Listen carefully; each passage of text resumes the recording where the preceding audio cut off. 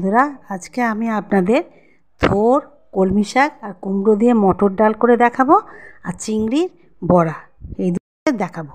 প্রথমে আমি মটর ডাল প্রেসারে সেদ্ধ করতে দেবো।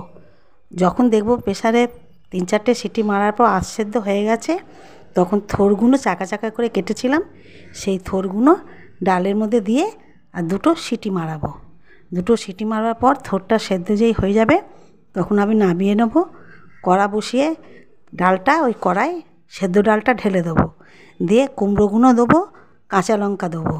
এবার অনেকক্ষণ ফোটার পর দেখব কুমড়োগুলো সেদ্ধ হয়ে গেছে, তখন কলমি শাকটা ওর মধ্যে দিয়ে দেবো।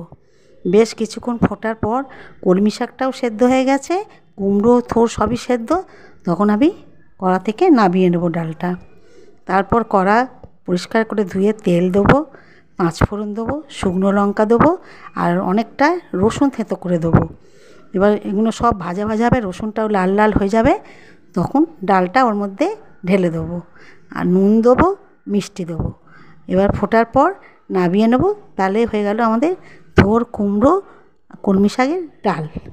বেসনটা আমি নুন দিয়েছি, তা হলুদ দিয়েছি, পেঁয়াজ কুচিয়ে দিয়েছি, লঙ্কা কুচিয়ে দিয়েছি, চালের গুঁড়ো দিয়েছি, দিয়ে বেসনটা গুলে নিয়েছি।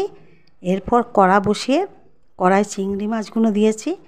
চিংড়ি মাছগুলো ভাজা ভাজা হবে যখন, তখন রসুনটাও ওর মধ্যে দিয়ে দেবো।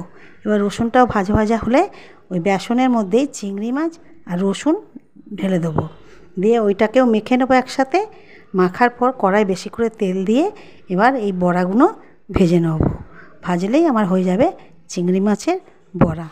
আমার ভিডিওটা যদি ভালো লাগে আপনারা শেয়ার করবেন, ভুল গেলে কমেন্ট করবেন। ধন্যবাদ।